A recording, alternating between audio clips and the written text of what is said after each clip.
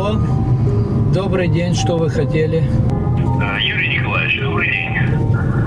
Нужна ваша помощь военным. Тут очередной великан босиком воюет. Нужны берцы летние. Пожалуйста, можем обуть вашего великана. Какой размер? Берцы летние, размер 50 приблизительно. Нет, так дело не пойдет.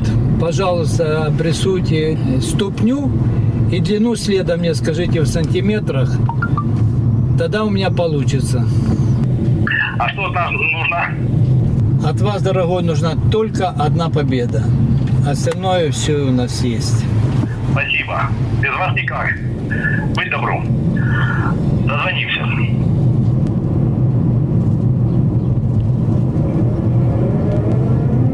О, опять завыла воздушная тревога. Они, наверное, нас подслушивают.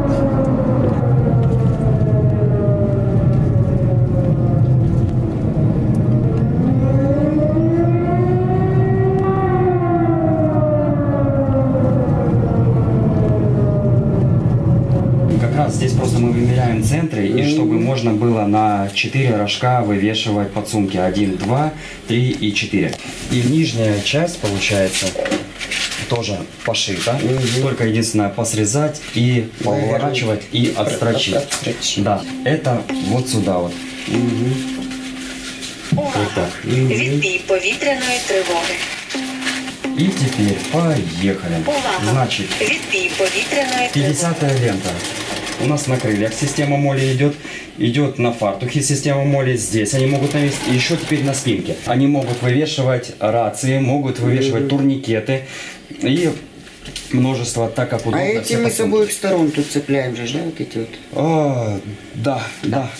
Да. В конце 79-80 году мне предложили обувщиком специальность.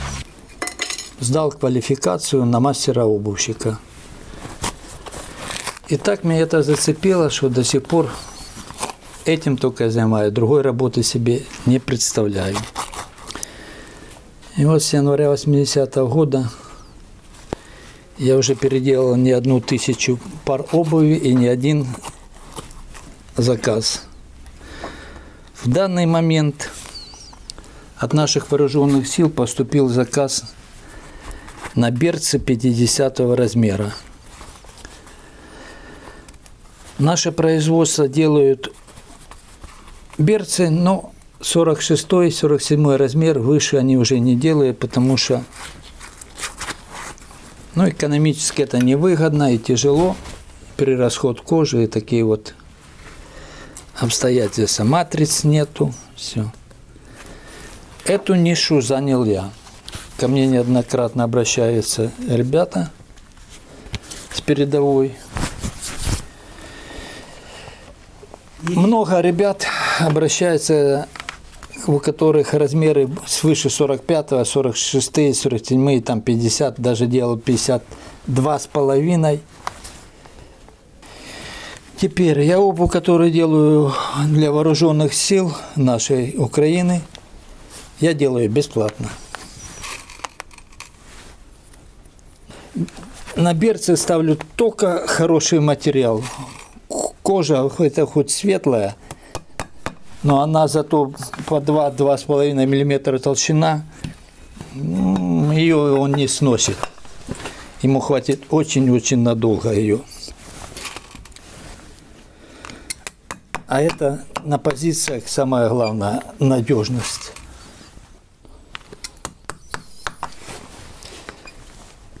Вот пяточку затягиваю. Отлично получается.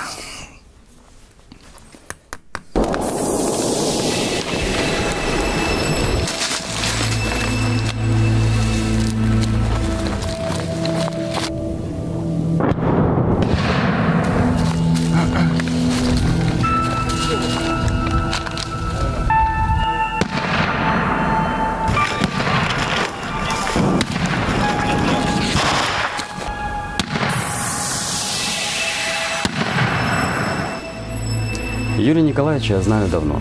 Это очень хороший и добрый и отзывчивый человек, который всегда придет на помощь. Благодаря ему я начал заниматься данным ремеслом. И он приобщил меня настолько, что уже 14 лет я занимаюсь обувным делом. Это мое любимое дело, любимое занятие, я практически здесь проживаю. С приходом войны он отшивает сейчас берцы большого размера. Он делает это бесплатно, и если поступает военный заказ, он отодвигает свои дела и первоочередное занимается военным делом. Я сам военнослужащий и знаю прекрасно, как это все тяжело. По первой волне мобилизации я служил и воевал на Донбассе. В данный момент очень тяжело на передовой. Хорошая обувь очень нужна ребятам. С Юрием Николаевичем мы совместно занимаемся самым необходимым для ребят. Это переделка, получается, бронежилетов и амуниции, так как то, что выдают, выходит из строя, и здесь это все надо перешивать. Вот, ребята обращаются и перешиваем, помогаем, и все это делаем.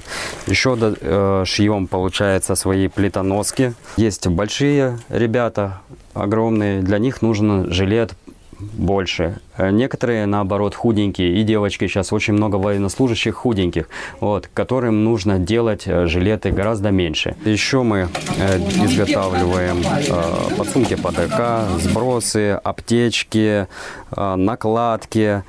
Вот. Ребята обращаются по ремонту. Получается, вот здесь нужно, например, дошить сзади перегородку, чтобы каска крепче держалась и не соскакивала во время бега.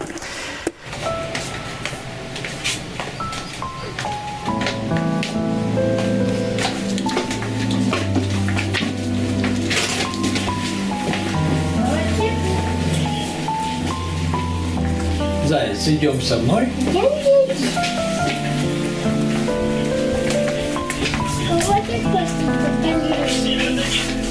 Ты ж будешь работать?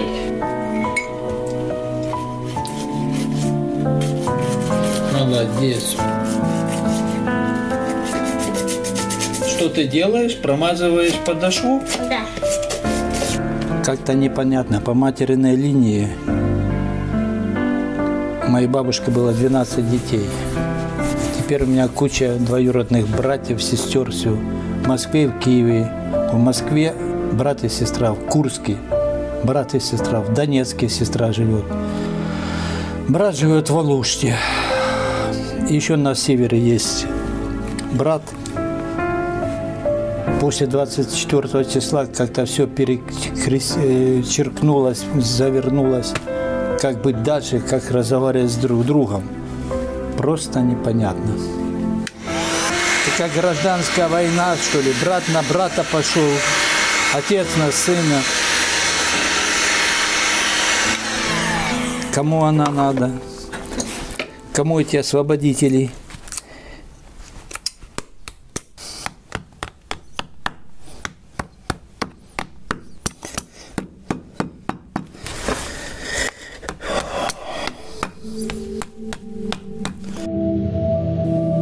Что остается после них? Трупы. Выжженная земля, грязь и руины, стертые с лица земли украинские города и села. Это их война. —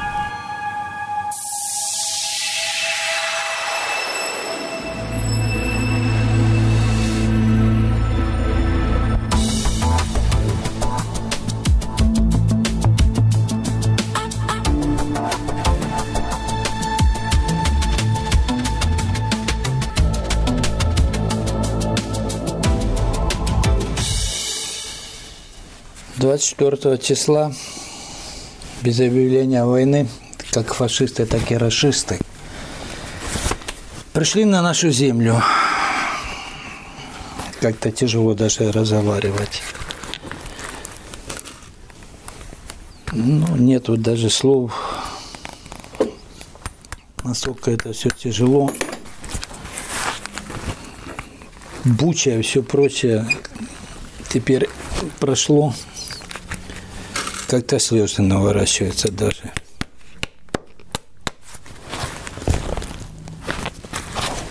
До последнего не верилось, что такое случится.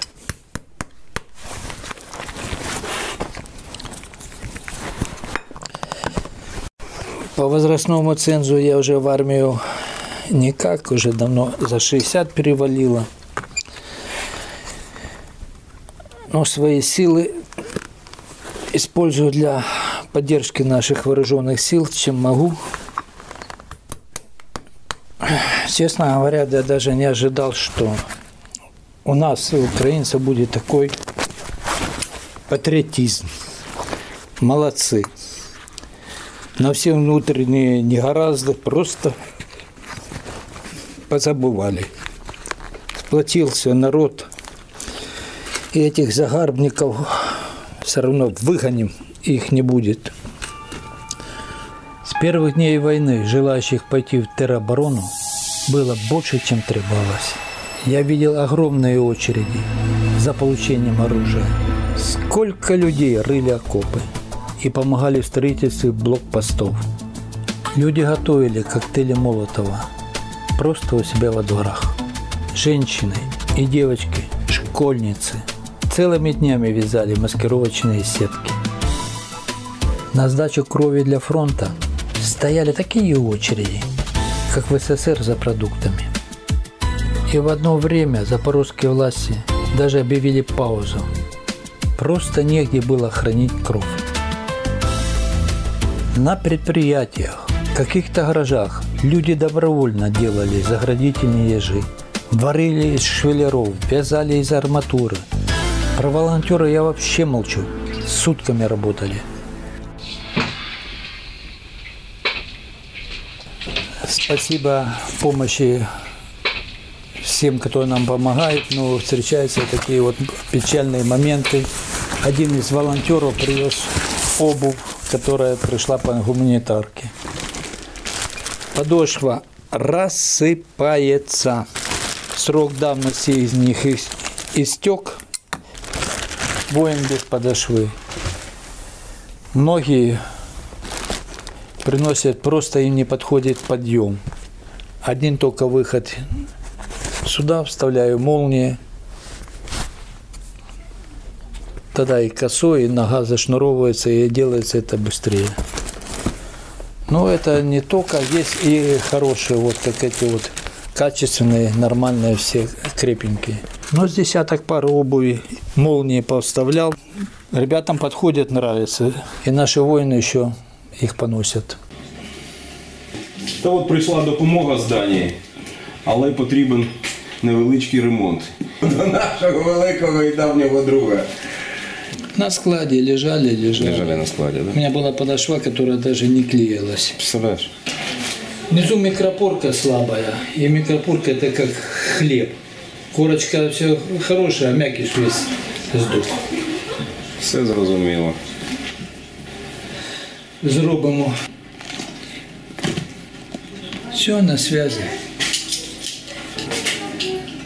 До побачення. До побачення.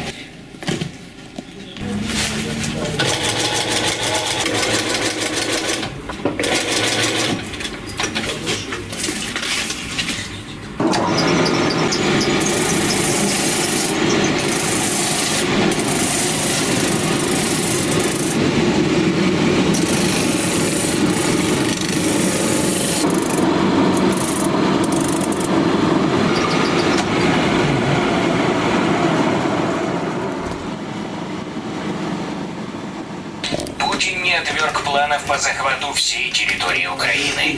В Тростянке Сумской области следователи Государственного бюро расследований обнаружили важные документы российских военных, которые содержат планы РФ по захвату всей территории Украины. Расходы России на войну уже в несколько раз превысили ожидаемые. Только за 2 месяца Россия уже потратила 34 миллиарда долларов. Украина также не заинтересована в затяжной войне. Стране нужна победа. Рецепт победы прост. Реальное нефтяное эмбарго плюс танки, самолеты и артиллерия. Военные эксперты, как западные, так и украинские, Не берутся давать точные прогнозы, сколько именно может продлиться новая фаза войны. Потенциала для продолжения наступления у РФ нет. Армия выдыхается.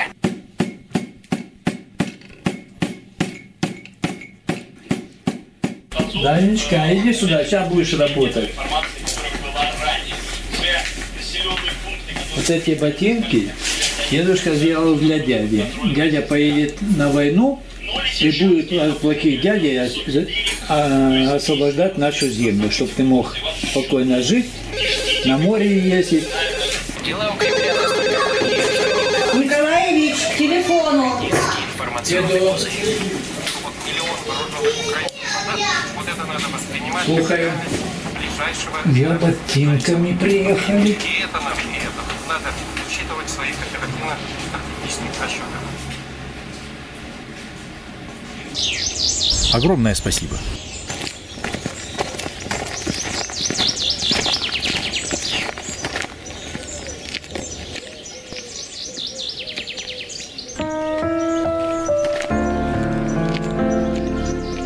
Береги вас Бог.